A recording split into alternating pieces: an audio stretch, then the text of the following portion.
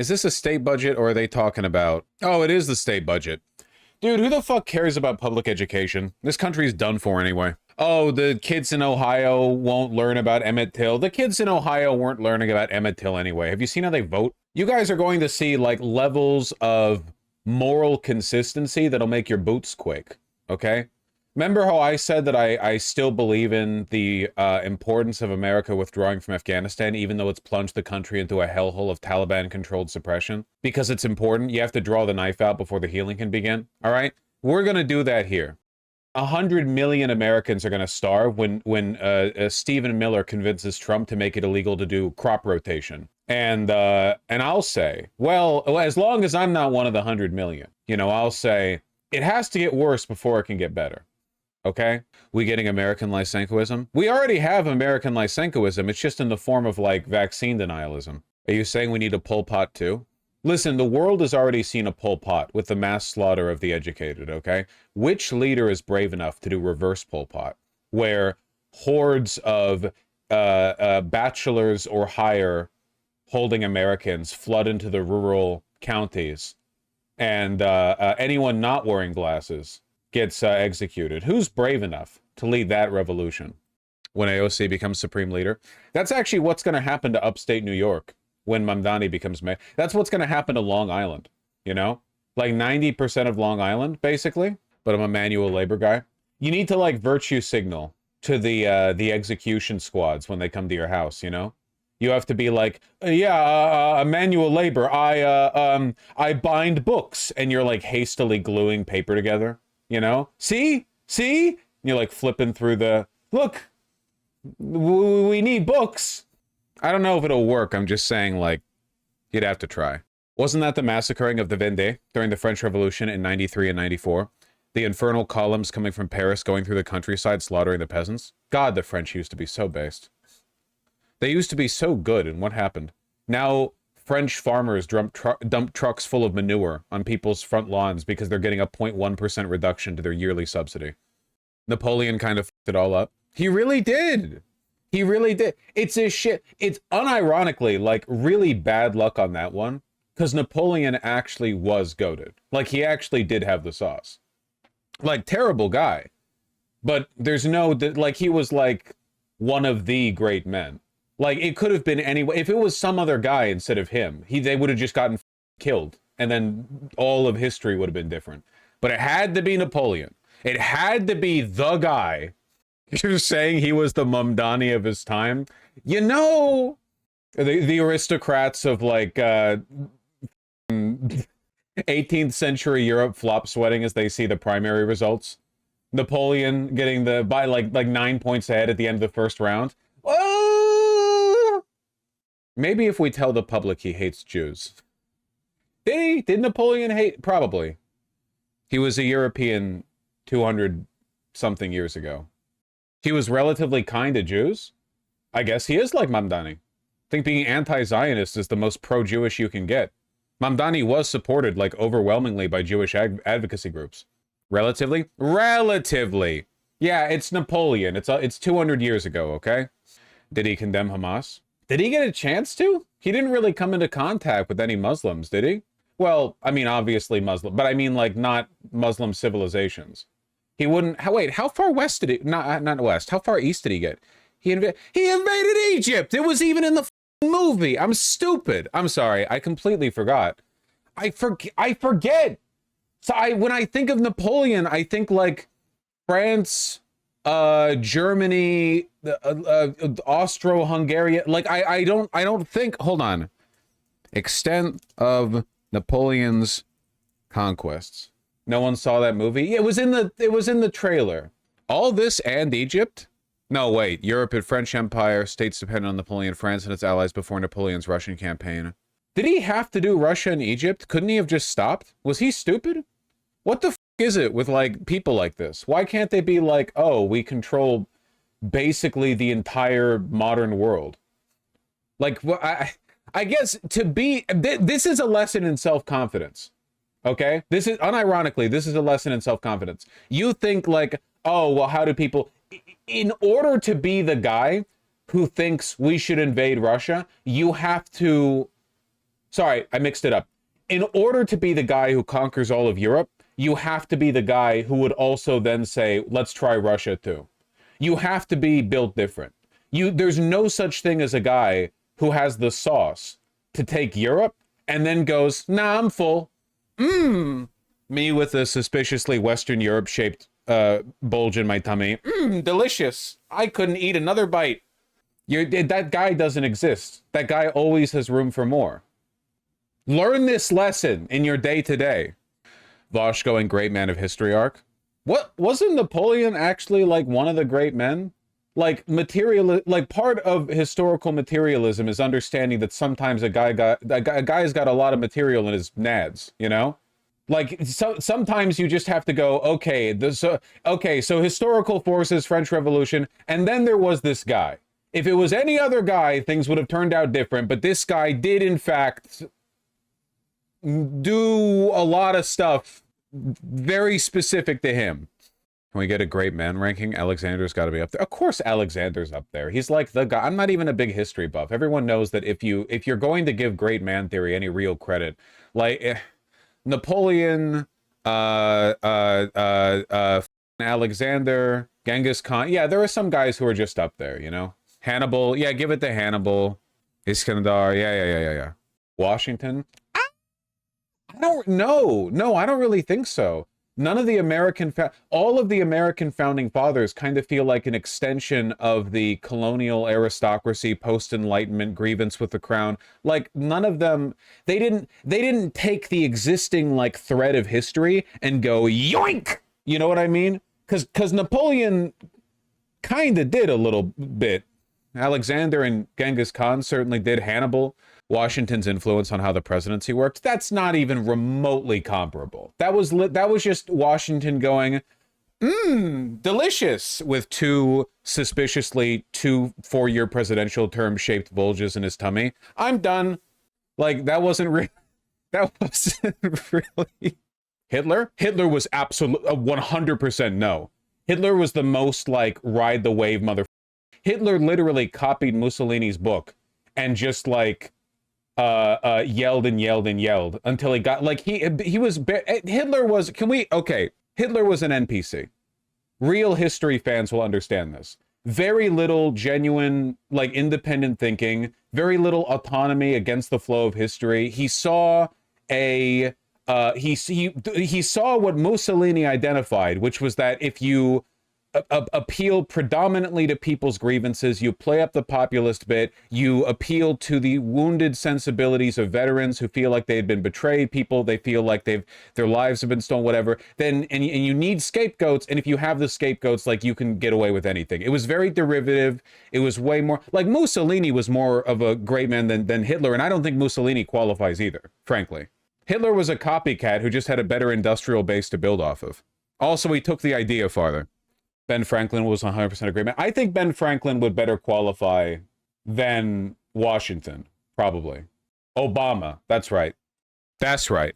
If Hitler doesn't exist, World War II never happens. Buddy, you couldn't have, you optimized that point to be incorrect. World War II was like destined to happen whether or not Hitler was born. That shit was the most inevitable crash course possible. World War I guaranteed World War II, okay? All that, the last war, Great War bullshit, that was massive cope from the leadership at the time. And World War I started because one guy got shot. No. You're not getting it. Not really. World War I was going to happen anyway. This is the thing, right? The Archduke Franz Ferdinand's assassination, this is the great man thing, okay? People want to make all these big historical events down to like a guy or like a thing happening. In reality, it's this big powder keg of all these pre-existing biases and associations and built up historical tension that eventually like an event manifests it, but it could have been any other event. Anything could have set off World War I. It could have been the assassination of an official. It could have been like a trade dispute. It could have been like a rogue general moving troops into the borders of another nation and like the empire from which he came claiming the territory. Anything could have happened, you know? The point is like for people like Alexander the Great or Napoleon, they took the existing tension, the existing framework, and they wrenched it in a different direction. They, by force of will and by being usually very competent military leaders, were able to take the because Napoleon was not guaranteed to happen. If Napoleon had not been born, the French Empire wouldn't have happened. That's the thing. Like, not, well, it did happen, like, in a different way, but this version of the French Empire would not have happened. Competent? I said Alexander the Great and Napoleon. Yeah, do you dispute that they were competent military leaders? Is that like is that a hot take? Do historians dispute that one? My understanding was that it was pretty well agreed upon. The revolution would have happened, but it would have, yeah, but that's a different thing. I'm talking about this. Like, this was Napoleon, right? Like, Napoleon did this shit. It wasn't a bunch of pre-existing, like, oh, it was pretty much gonna happen no matter what, da-da-da-da-da, you know, and then Marx is up there. No, he wasn't even the first socialist. You're just naming important people. No, read theory. Bismarck is a good candidate, more so than Marx. I think you could make a better argument for Lenin than you could. So who's the least great man in Russia? Stalin. Literally just followed the wave. I think you could make a better argument for Lenin than Mao, because I feel like Mao basically just capitalized on a pre-existing powder keg of, and sort of like peasant sentiment. Like, he was a good guerrilla revolutionary leader, but intellectually and ideologically, he was basically just like the guy who took up that claim, though he was very good at it. I feel like Lenin had to work more uphill to build the, this conversation is also pretty subjective. Yeah, no shit. All conversations are subjective. It came free with your communicating.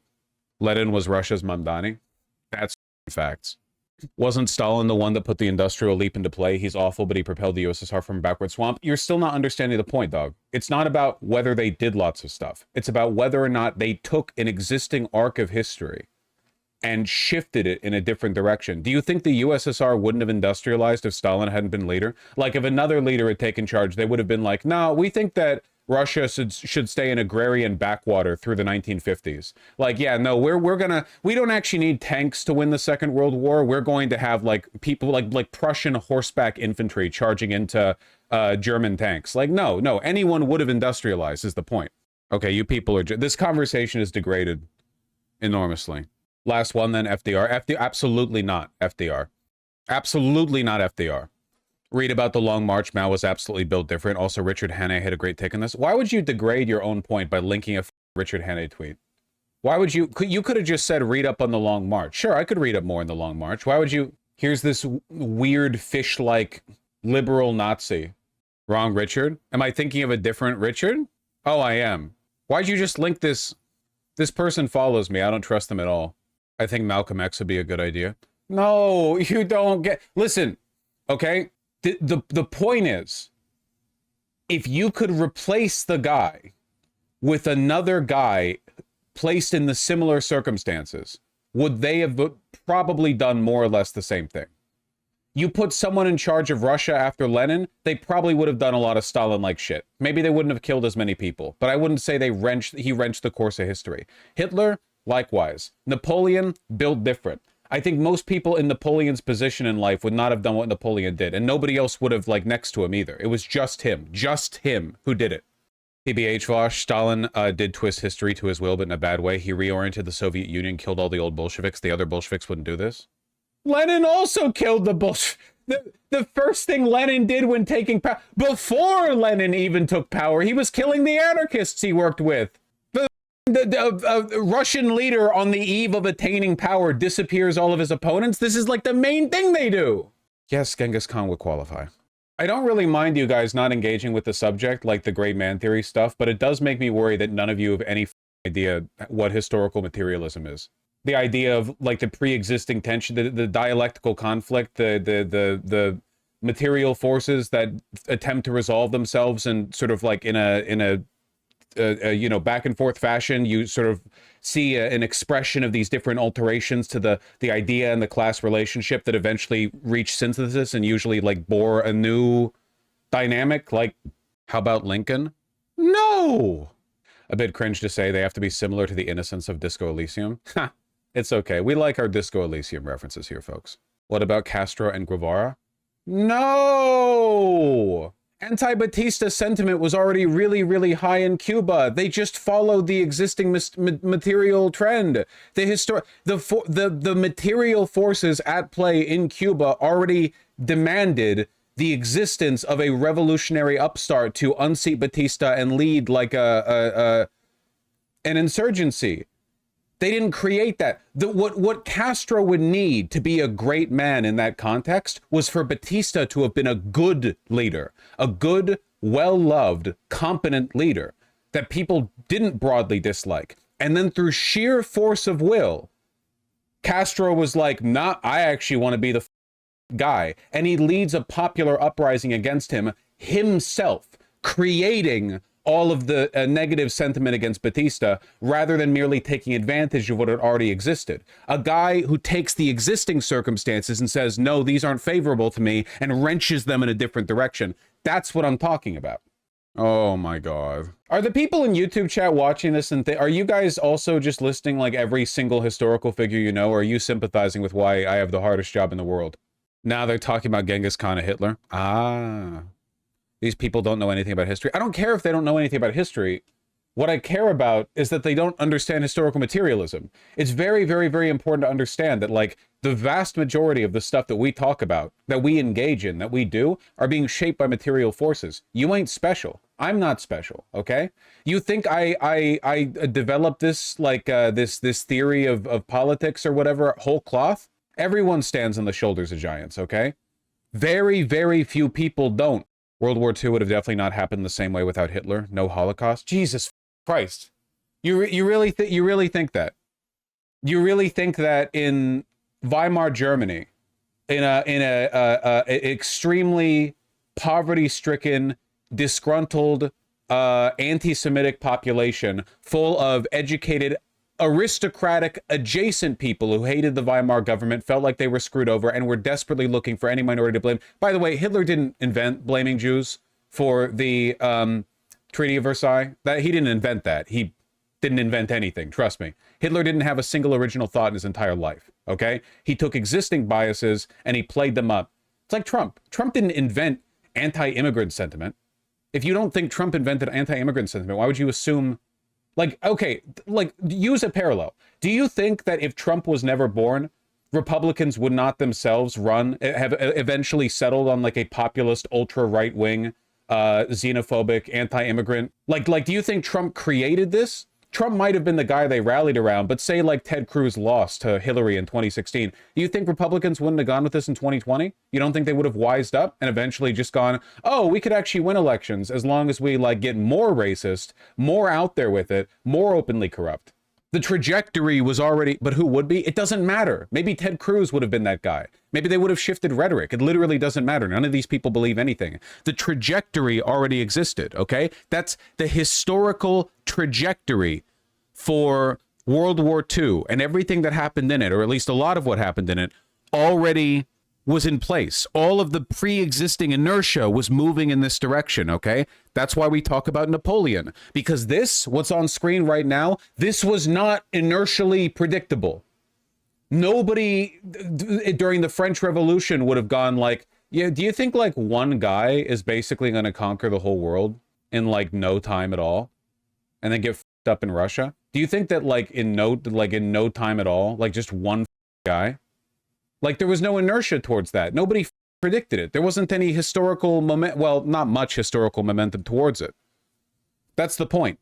Europe had issues at the time. Everywhere has issues all the time. Trump is unique because of his personality, his TV showmanship, which has not been found in America before. Oh my God. Oh, you people are, you can't, come on, man. Sometimes I wish I didn't have the chat on screen so that when I make points, I can pretend that my audience is full of people who are kind of on board with the shit that I'm saying and not people who got trained in debate rhetoric to be contrary. Sometimes you just have to nod and pretend you understand is all I'm saying. You can't do this, okay? You can't do this to me. You can't do this to me. Do you think some people can overcome material conditions? What do you mean Napoleon overcame the historical trajectory? Okay, in 2016, okay, this is the last thing I'm saying, then we're moving the f*** on, okay? In 2016, before Trump was the primary winner for the Republicans, the presidential primary winner, okay? The Republicans were largely neocon, but heavily influenced by the Tea Party. That being said, there were strong nativist sentiments. Okay, they were quite racist. They were very self-righteous. A lot of them were animated by embarrassment that they'd been led by a black man for 8 years. But economically, they were still neocons. Foreign policy-wise, they were still neocons. What Trump did was offer them a more rhetorically effective package for a set of beliefs they already had. Trump has not been that different to Republicans before. He just hasn't. He's cut taxes for the wealthy. He's made life harder for poor people. He's racist. He's xenophobic. He's anti-immigrant. He's turned a lot of these things up to 11, but he hasn't really changed the thinking of the party. He's changed the rhetoric of the party. The party shifted over to his rhetoric because it wins elections, but it hasn't really changed how they govern, not meaningfully. Look at them. They're still cheering for the bombing of Iran. Nothing's changed, okay? So Trump gave them a more rhetorically effective package. How did that happen? Well, he was loud and argumentative and people liked him, right? But if Trump's rhetoric had not been more effective, but fundamentally the same as Republicans, he wouldn't have won the primary. And he wouldn't have won the presidency. And that would have been that. Just another failed presidential run. He'd done it before, okay? A better example, if Trump was truly a great man, you see all of these trends within the Republican Party. A better example would be Trump running as a Republican, but as a, like, FDR or like an Eisenhower style Republican. America's strong, but we need to be like a beacon on the hill. We need to drop the racism. Okay, listen, Eisenhower was racist as well, but like follow through with me here, okay? America needs to be the shining city on the hill. American conservatism needs to return to its roots.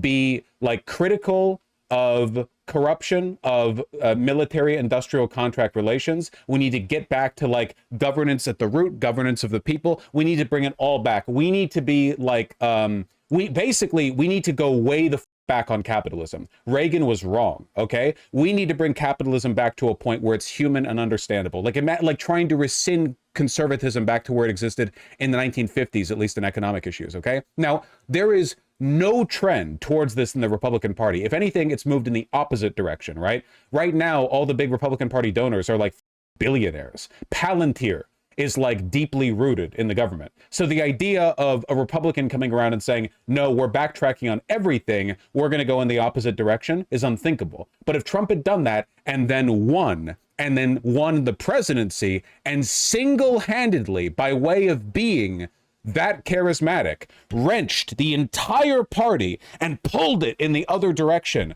and then you have Republicans economically running to the left of Democrats, that would be great man. Because he's not just taking advantage of an existing historical trend. He's not just looking at existing material forces and riding that wave, maybe altering it or taking advantage of it. Instead, he would have been redirecting the flow of history. That is what I am talking about. Very, very, very, very few people have redirected the flow of history, taking existing inertia and shifting it entirely. Spaceman, you don't understand what I'm talking about, and your need to be contrarian betrays your, with respect, floundering character and wilting intellect in the face of my own. Thank you. Historical materialism and great man theory don't compete with one another, because the historical materialism accounts for the fact that sometimes people are, in fact, goaded with the sauce. It doesn't mean there aren't material forces at play. It means they're goaded with the sauce. Marx wrote about people being goaded with the sauce. Vosh, Hitler's ability to create a political program and gain support through propaganda and rhetoric was his originality. No, it wasn't. He copied that off Mussolini. No, he didn't. No, this is not true. His ability to use propaganda, everyone did that. Okay, so is Elon some sort of anti-great man because he's single-handedly changing history, but through failure and stupidity? I'm gonna lose it. Oh my God. It's not about changing it. Everyone changes history. It came for free with existing in the current, okay? Every fish that swims in the school changes the waters around them, okay? It's not about changing history. It's about taking the existing inertia of history and bending a different direction. Do you think Elon created the trend of Silicon Valley billionaires having a disproportionate influence over politics? You think the existing trend was like, oh yeah, no one would ever do that. There was no collaboration between Silicon Valley, big tech, and the White House. And then Elon single-handedly wrenched that in the other direction? Or do you think he merely rode the wave? Think! Jesus!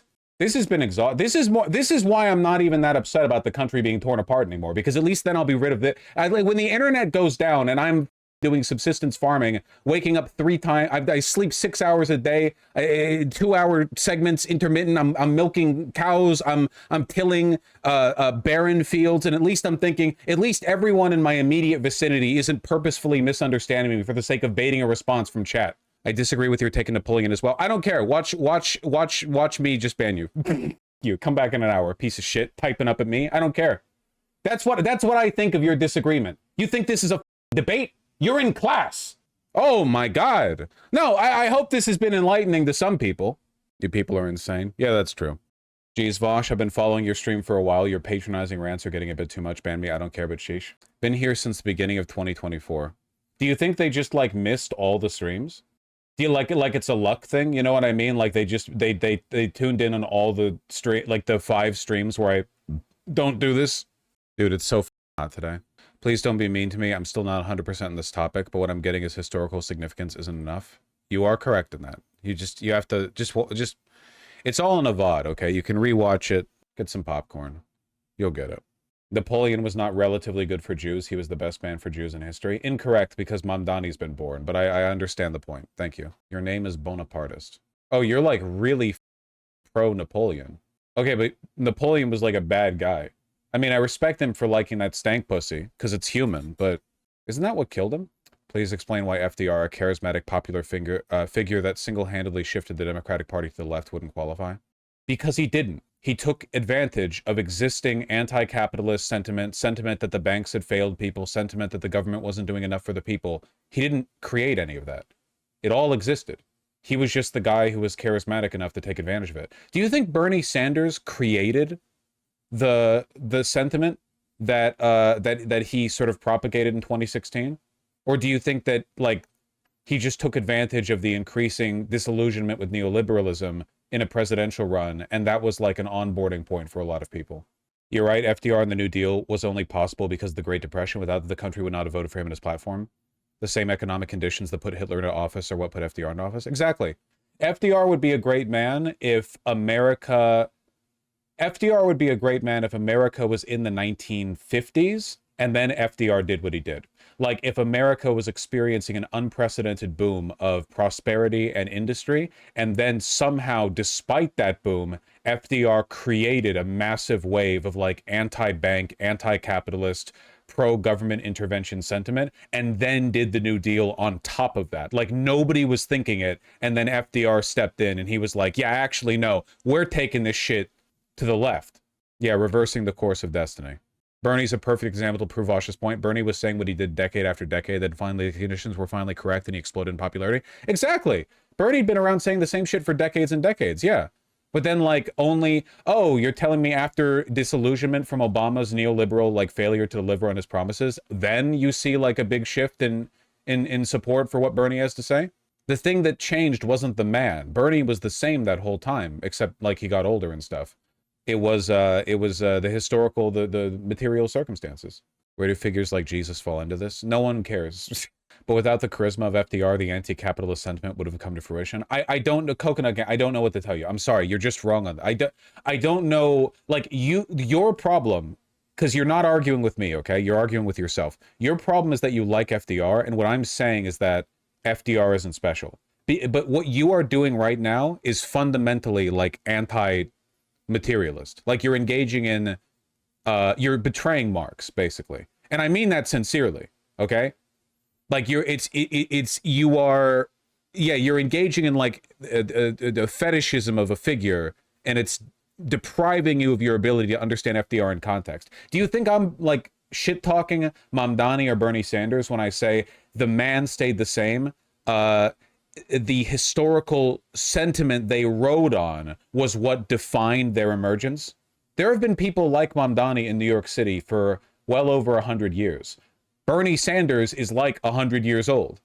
It was the material forces that underlined that supported them, that allowed their emergence. The same is the case with FDR. There were tons of socialists and social democrats in America at that time, the undercurrent, the disillusionment, the dissatisfaction, the anger at Hoover, the anger at the banks, the anger at capitalism, all of that existed. FDR was just a very competent leader who drew it out and took advantage of it, you know? But that doesn't mean he shifted the current of history. It just means that he did well riding it. Julius Caesar be a good example? Probably, yeah. Would Charlemagne count? I have no idea. I don't know why you won't put FDR up there. Like, he was a massive figure. Look up what he did. You think that it's like how good a guy was. It's not up there. It's not a being up there. That's not the measurement. Any modern examples to help chat then? Modern great men. I think it's more and more difficult to be a great man in a world. In the more complicated the world gets, the harder it is to be the guy that takes the current and pulls it. The current is larger than ever before. There's more money, there's more people in the world, there's more everything in the world. So it's more difficult now than before. Like, we talk about ancient Rome, but how big was Rome when Caesar was around, right? Like, what, few 100,000 people? The city, I mean. You know, you cross the Rubicon, okay, what are you leading, like 5 guys?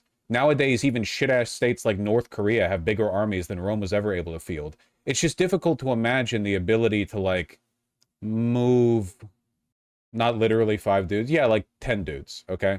Might be Xi Jinping. Absolutely not. Not even close. I can't think. I'd argue Steve Jobs. No, you're just thinking of important people. No, I don't think so. I think that's a better answer than a lot of people, though. Than what a lot of people are offering, I guess. No, that was during the Middle Ages. During Caesar's time, the armies were tens of thousands strong. Yeah, so like nothing in today's terms. Yeah, but it's more difficult to direct people now, I think. Like I said, we have to wait and see if it's Xi Jinping. It's too early to comment. No, it's not. That's not how it works, because it's not about how important a person is. It's about whether... Oh... Chat doesn't understand the difference between the importance of a person and capacity to change the flow of history. Do you ever... stuff like this is the reason why I went on that big, like, literacy crisis thing. Because sometimes, like, what's the point of arguing with people when there's a decent chance they literally don't understand what you're saying? The guy who discovered penicillin. Okay, hot tip for anyone talking about the sciences, okay? Anytime you hear about a person discovering something, they usually had a team, or there were multiple teams in multiple countries that were working parallel research, and one guy got the credit. Not always, but often. The discovery of that thing might have eventually been inevitable. Even you could argue Einstein, relativity. You think we could have put shit in space without understanding relativity? What about when the satellite clocks desynchronized? Eventually somebody would have worked it out backwards. No denying the fact that Einstein was an incredibly intelligent person, right? But I don't know if that's really changing. I would have to know. I'd have to know more. He was part of a movement. Yeah, he was. Einstein wasn't the only guy